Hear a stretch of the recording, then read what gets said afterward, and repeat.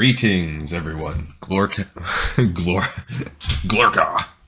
the alien. GleeCon here again with another episode of Lore of Warcraft. My brain was moving faster than, or my mouth was working faster than my brain. I don't know. All right, when we left off last time, the heroes did escape their plight. They teleported out from underneath the rubble, and they have survived. They've essentially gotten out from this deadly mission, although they haven't really accomplished that much. They do see that Deathwing is on the scene, and they find out that, hey, he wanted them to get everything, do everything that they've been doing, just like Krasis did, because he wants to take the dragon eggs, and he starts taking them. Krasis, in his dragon form, his true form of Alexstrasza, appears on the scene, but the demon soul gets turned on him, the dragon soul, and he can't do anything. He falls. He's pretty gravely wounded. But at the last second, he pulls Ronan to him. All right, so stay a while and listen to Chapter 20 of Day of the Dragon. No, this is most likely our big showdown, big finale. So simple, so very simple. As Deathwing turned to retrieve the next eggs, he wondered if he had overestimated the difficulties of his plan in the first place. He had always assumed that to have entered the mountain either as himself or in disguise would have been more risky, especially if Alexstrasza had noticed his presence. True, there would have been little chance of him being injured, but the eggs he had coveted might have been destroyed. He had feared that happening, especially if one of those eggs proved to be a viable female. Having long decided that Alexstrasza would never be his to control, Deathwing needed every egg he could get his talons on, so as to better his chances. That, in fact, had made him hesitate more than anything else. Now, though it seemed that he had wasted time waiting, that nothing could have stood in his way then, just as nothing did now. He corrected himself. Nothing but a sickly, doddering beast, well past his prime, who even now flew toward his doom. That would be Tyrannostrasz. Tyran! Deathwing would not dignify the other dragon by calling him by his full name. You are not dead yet. Give back the eggs, the Crimson Behemoth rasped, so that they may be raised as dogs for those orcs. I will at least make them true masters of the world. Once more, dragonflights will rule the skies and earth. His ailing adversary snorted. And where is your flight, Deathwing? Oh, my pain makes me forget. They all died for your glory. The black leviathan hissed, spreading his wings wide. Come to me, Tyran. I will be happy to send you on your way to oblivion. Whether by the orcs' command or not, I would still hunt you down until my last breath, Tyran snarled. He snapped at the black's throat, barely missing. I shall send you back to your masters in bloody little pieces, old fool! The two dragons roared at one another, Tyran's cry a pale comparison to Deathwing's own. They closed for combat. Ronan stared. Krasis? The Crimson Dragon raised his head enough to nod once. That is the name I wear when human. Krasis, astonishment turned to bitterness. You betrayed me and my friends. You arranged all this. Made me your puppet. Which I will always have. Regrets. You're no better than Deathwing. This made the Leviathan cringe, but once more he nodded. I deserve that. Perhaps that is the path he took long ago. So easy to not see what one does to others. The distant sounds of battle reverberated even here, reminding Ronan of other more important matters than his pride. Verisa and Falstad are still back there, and those dwarves. They could all die because of you. Why did you summon me here, Krasis? Because there is still hope of seizing victory out of the chaos. The chaos I have helped to create. The dragon tried to rise, but managed only a sitting position. You and I, Ronan, is a chance. The wizard frowned but said nothing. His only concern now lay in seeing to it that Verisa, Falstad, and the hill dwarfs survived this debacle. You do not reject me out of hand. Good. I thank you for that. Just tell me what you intend. Your commander wields an artifact, the demon soul. He has power over all dragons, save Deathwing. Ronan recalled how Necros had tried to use it on the Black Leviathan with no visible effect. Why not Deathwing? Because he created it, responded a quiet, feminine voice. The mage whirled about. He heard a gasp from the dragon. A beautiful yet ethereal woman wearing a flowing emerald gown stood behind the wizard, a slight smile on her pale lips. Ronan belatedly realized that her eyes were closed, yet she seemed to have no trouble knowing how best to face either him or the dragon. Ysera, the Crimson Giant whispered reverently. She did not acknowledge him immediately, though, instead continuing to answer Ronan's question. Deathwing it was who created the demon soul, and for a good cause at the time, so we believed. She strode toward the wizard. Believed so much that we did as he asked, imparted to it some measure of our power. But he didn't impart his own. Didn't impart his own, snapped a male voice, strident and not completely sane. Tell him, Ysera. Tell him how, after the demons were defeated, he turned on us, used our own power on us. Atop a massive rock perched a skeletal, not quite human figure with jagged blue hair and silver skin. Clad in a high-collared robe of the same two colors as his form, he looked like some mad jester. His eyes gleamed. Dagger-like fingers scratched at the rock upon which the figure squatted, gouging chasms into it. He will hear what he needs to hear, Malagos. No more, no less. She smiled slightly again. The longer Ronan looked at her, the more she reminded him of Verisa, but of Verisa as he had once dreamt of her. Yes, Deathwing neglected to tell us that part, and certainly pretended that he had sacrificed as we had. Only when he decided that he represented the future of our kind did we discover the horrible truth. It finally occurred to Ronan that Ysera and Malagos spoke of the Black Dragon as one of them. He turned his head back to the Red Leviathan, silently asking the creature he had known as Krasis if his suspicions were true. Yes, the injured dragon replied. They are what you believe them to be. They are two of the 5 great dragons, known in legend as the aspects of the world. The Red Giant seemed to draw strength from their arrival. Ysera, she of the dreaming. Malagos, the hand of magic. We are wasting time here, muttered yet a third voice, another male. Precious time. And Nosdormu, master of time, too, marveled the Red Dragon. You have all come. A shrouded figure seemingly made of sand stood near Ysera. Under the hood appeared a face so desiccated it barely had enough dry flesh to cover the bone. Gemstone eyes glared at both the dragon and the wizard in growing impatience. Yes, we have come. And if this party takes much longer, perhaps I shall go, too. I've much to gather, much to catalogue. Much to babble about, mocked Malagos from high up. Nosdormu raised a withered yet strong hand toward the jester, who flashed his dagger-like nails at the hooded figure. The two looked ready to come to blows, both physical and otherwise, but the ghostly woman came between them.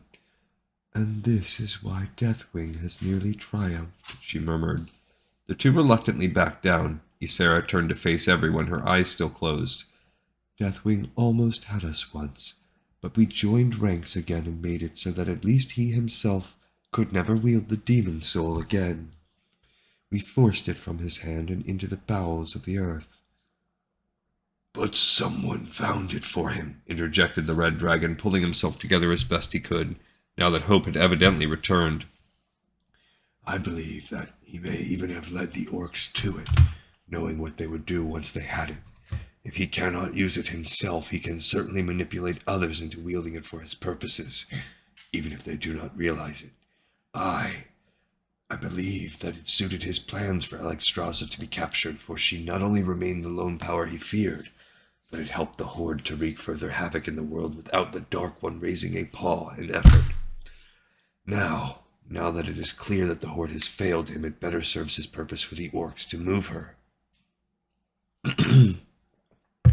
Not her, corrected Ysera. Her eggs. Her eggs? The former Krasis blurted. Not my queen herself?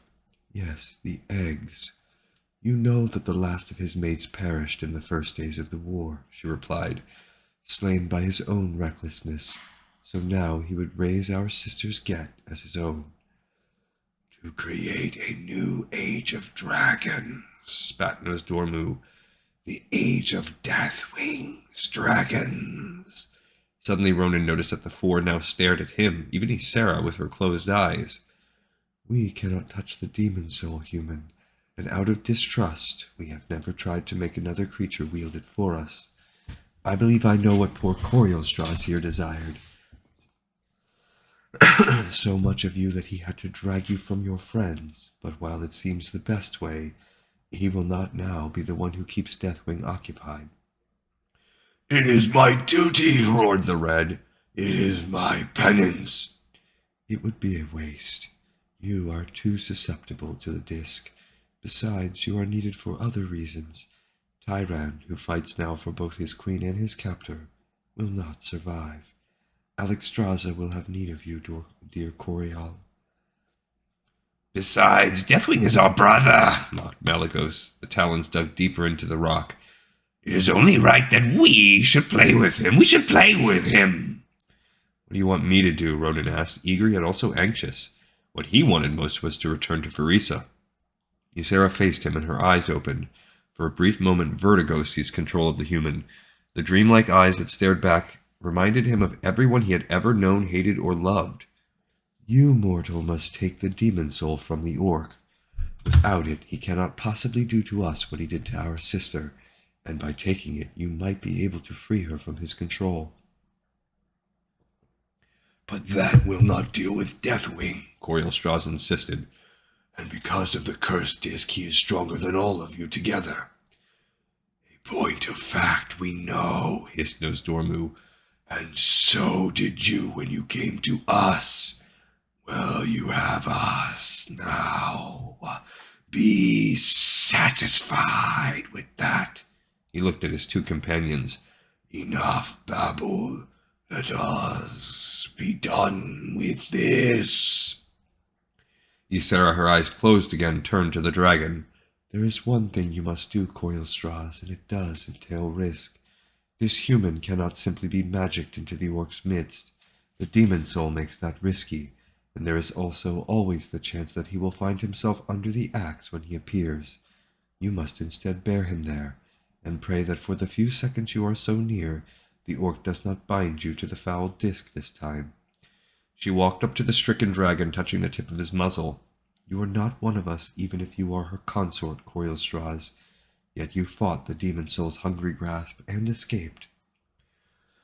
I worked hard to build myself up for that, Ysera. I thought I had cast my protective spells better, but in the end I failed. We can do this for you. Suddenly both Malygos and Nosdormu stood beside her. All three had their left hands touching Alexstrasza's muzzle. So much power the demon soul took from us. A little more will not matter. Auras formed around the raised hands of the trio, the colors reminiscent of each of those contributing.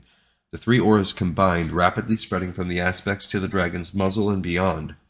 In seconds, Alexstrasza's entire immense form lay bathed in magic. Ysera and the others finally backed away. The crimson behemoth blinked, then rose to his feet. I feel renewed. You will need all of it, she remarked. To her companion, she said, we must see to our errant brother. About time, I would say, snapped Nosdormu. I do not like the way they portrayed Nosdormu in this book. Without another word to either Ronan or the Red Dragon, they turned away, facing the distant form of Deathwing. As one, the trio spread their arms wide, and those arms became wings that expanded and expanded. At the same time, their bodies widened, grew greater. Away went the garments replaced by scale. Their faces lengthened, hardened, all vestiges of humanity shaping into draconic majesty. The three gargantuan dragons rose high in the air, a sight so impressive that the wizard could only watch. "I pray that they will be enough," muttered Alexstrasza, "but I fear it will not be so." He looked down at the tiny figure next to him. "What say you, Ronan? Will you do as they bid?" For Verisa alone, he would have agreed. All right, all right. The fight had early gone out of Tyran, and now so had the life. Deathwing roared his triumph as he clutched the limp form of the other dragon high. Blood still seeped from a score of deep wounds, most of them in the red's chest, and Tyran's paws were covered with burns, the cost of touching the acidic venom that dripped from the fiery veins coursing through the black's body. No one who touched Deathwing did not suffer in the end. The Dark One roared again, then let the lifeless form drop. In truth, he had done the ill-red a favor. Would not the other dragon have suffered worse if he had been forced to continue to live with his sickness? At least Deathwing had granted him a warrior's demise, however easy the battle had truly been. Yet a third time he roared, wanting all to hear of his supremacy, and found instead answering roars coming from the west. "What fool now dares?" he hissed. Not one fool, Deathwing immediately saw, but three. Not any three, either. "Ysera," he greeted coldly, "and Nosdormu, and my dear friend Malagos, too." "It is time to end your madness, brother," the sleek green dragon calmly said. "I am not your brother in anything, Ysera. Open your eyes to that fact, and also that nothing will prevent me from creating this new age of our kind." "You plan only an age in which you rule, nothing more." The black dipped his head. "Much the same as a thing as I see it. Best you go back to sleep. And you, Nosdormu, pulled your head out of the sand at last. Do you not recall who is most powerful here? Even the three of you will not be enough." "Your time is over," spat the glittering brown behemoth, and gemstone eyes flared. "Come, take your place in my collection of things past." Deathwing snorted. "And you, Malagos, have you nothing to say to your old comrade?" In response, the chill-looking silver-blue beast opened wide his maw. A torrent of ice shot forth, washing over Deathwing with incredible accuracy. However, as soon as the ice touched the fearsome dragon, it transformed, turning into 1,000 tiny crab-like vermin that sought to tail the scales and flesh of their host. Deathwing hissed, and from the crimson veins, acid poured forth. Malagos's creatures died by the hundreds until only a few remained. Expertly using 2 talons, the dragon picked one of these off, then swallowed it whole. He smiled at his counterparts, revealing sharp, tearing teeth. "So that is how it is to be, then." With an earth-shattering roar, he leapt at them. "They will not defeat him," Alexstrasza muttered as Ronan and he neared the besieged orc column. "They cannot." "Then why bother?" "Because they know that it is time to make a stand, regardless of the outcome. Rather would they pass from this world than watch it writhe and die in Deathwing's terrible grip." "Is there no way we can help them?" The dragon's silence answered that. Ronan eyed the orcs ahead, thinking of his own mortality. Even if he managed to seize this artifact from Necros, how long would he maintain hold of it? For that matter, what good would it do him? Could he wield it? Crazy. Alexstrasza, the disc contains the power of the great dragons? "All save Deathwing, which is why he cannot be bound by its power." "But he can't wield it himself because of some spell the others cast." "So it seems," the dragon banked. "Do you know what the disc can do?" "Many things, but none of them able to directly or indirectly affect the Dark One." Ronan frowned. "How is that possible?" "How long have you trained in magic, my friend?" The wizard grimaced. Of all the arts, magic truly had to be one of the most contradictory, guided by laws all its own, laws quite changeable at the worst of times. Point taken. "The Great Ones have made up their minds, Ronan. By being granted the chance to take the demon soul, you will not only free my queen, who will I no doubt rise to their aid, but also have the wherewithal for finally crushing the remnants of the Horde. The demon soul can do that if you learn to wield it properly, you know. He had not even considered that, but of course a relic like this would serve well against the orcs. But it would take too long to learn how to use it. The orcs did not have willing teachers. I am not one of the 5, Ronin, but I can show you enough, I think. Providing we both survive, the mage whispered to himself. Yes, there is that. Apparently dragons had exceptional hearing. Ah, there is the orc in question. Be ready. Ronin prepared himself. Alexstrasza dared not get too near Necros for fear of falling victim to the dragon soul, which meant that despite the talisman, the wizard had to use magic to reach the orc commander. He had cast many spells in the heat of battle before, but nothing had quite prepared Ronin for this effort. The dragon might have tried, but around the vicinity of the relic, his magic would have fared worse than the wizard's. Get ready. Alexstrasza dropped lower. Now! The words came out of Ronin in a gasp, and suddenly he floated in the air directly over one of the wagons. The orc driver looked up, gaped when he saw the wizard. Ronin dropped on top of him. The collision softened his fall, but did nothing good for the orc. Ronin scrambled to push the unconscious driver to the side, then searched the area for Necros. The one-legged commander remained on horseback, eyes fixed on the turning form of Alexstrasza. He raised the gleaming demon soul high. Necros! Ronin shouted. The orc looked his way, which had been just as the wizard wanted it. Now the dragon remained out of Necros' reach. Human! Wizard! You're dead! His heavy brow furrowed and a dark look crossed his hideous features. Well, you will be soon. He pointed the artifact toward Ronin. The wizard quickly cast a shield, hoping that whatever Necros threw at him would not be as terrible as the golem's flames. The great dragon had not seen fit to grant him some of the extra strength they had given to Alexstrasza, but then the red behemoth had been near a total collapse, and they had needed the rest of their power for Deathwing. Ronin's own hopes all lay in his own flagging capabilities. A gigantic hand, a hand of flame, reached for him, trying to encircle the mage. However, Ronin's spell held true, and the hand, rebounding off the faintly visible shield, instead engulfed an orc warrior about to behead his dwarven adversary. The orc let out one short scream before collapsing into a burning heap. Your tricks will not hold you long from death, growled Necros. The ground beneath the wagon began to shake, then crumble. Ronin threw himself from the sinkhole that formed just as the wagon and the animals pulling it were dragged under. The shield spell dissipated, leaving the desperate mage undefended as he clung to what remained of the path. Necros urged his mount nearer. Whatever happens this day, human, I'll at least be rid of you. Ronin uttered a short, simple spell. A single clump of dirt flew up into the orc's face, lodging there despite his attempts to peel it away. Swearing, Necros struggled to see. The wizard pulled himself up, then leapt at the orc. He came up a bit short, catching the arm that held the demon soul, but unable to pull himself higher. Although still blinded, Necros seized Ronin by the collar, trying to get one heavy hand on the mage's throat.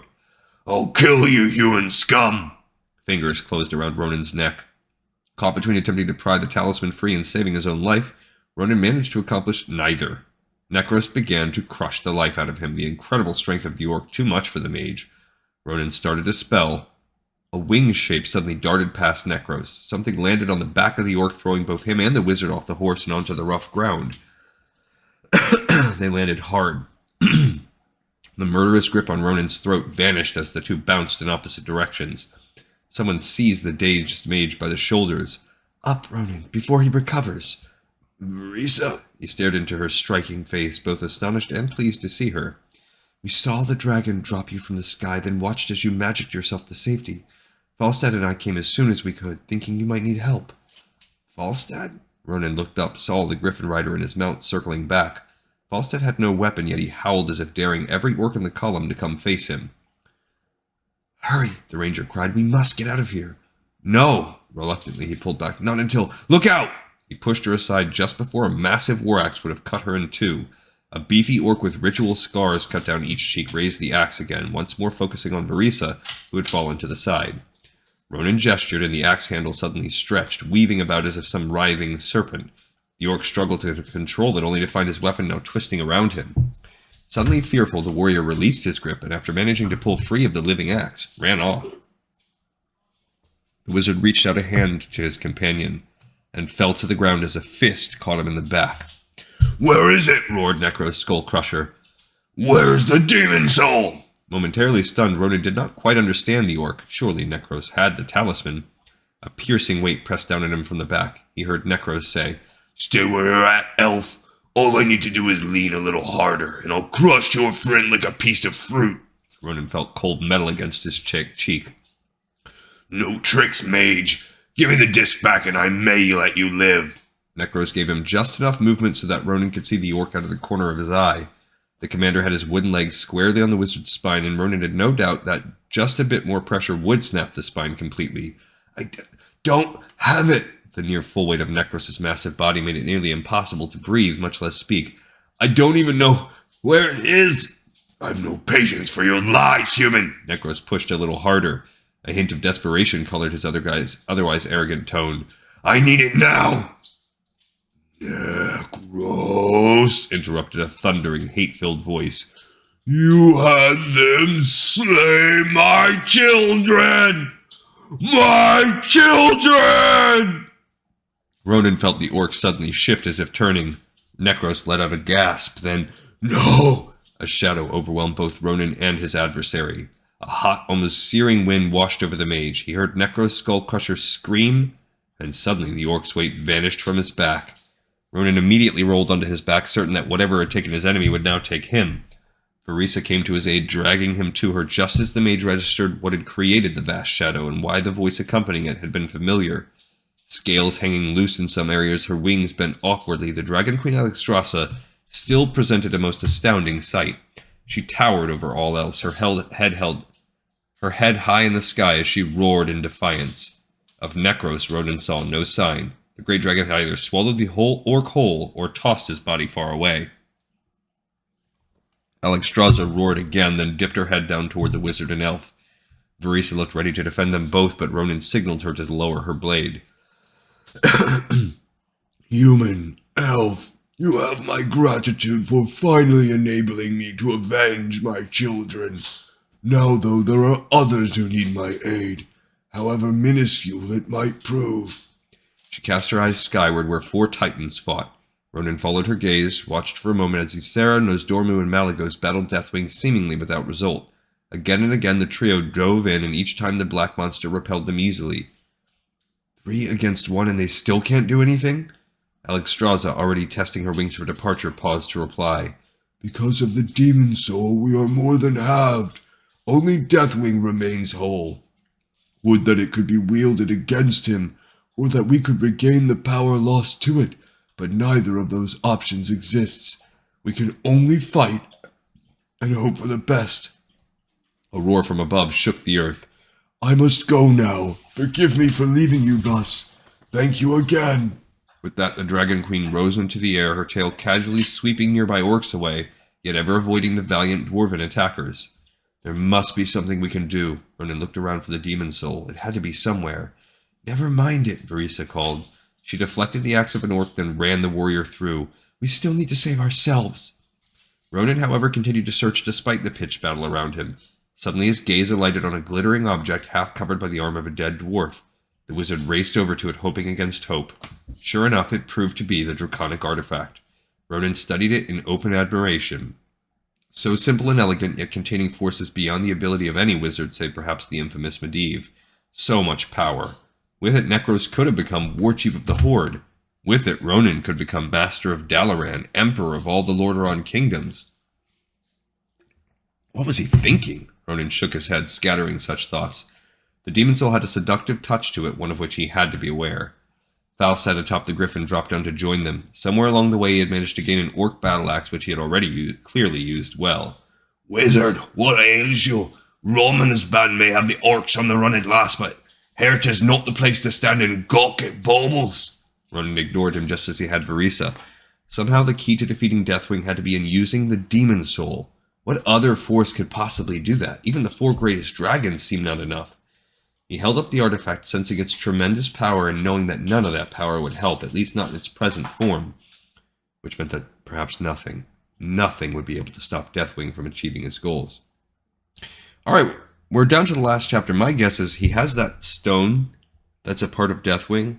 Somehow I think he's going to use that stone, because it has Deathwing's essence, to impact the dragon soul, and I think he's going to destroy it, because that would stop him from getting the power that would make him, like, awe-inspiring. And it would also, as we read in Chronicles, give the other aspects back their power, which would let them whoop Deathwing's butt and make him leave for good, and all his little plans are going to come not to fruition, which that's how we know this ends from Chronicles. All right, we got this episode in the pipe 5x5. Hopefully you enjoyed it. I look forward to seeing everybody next time on Lore of Warcraft.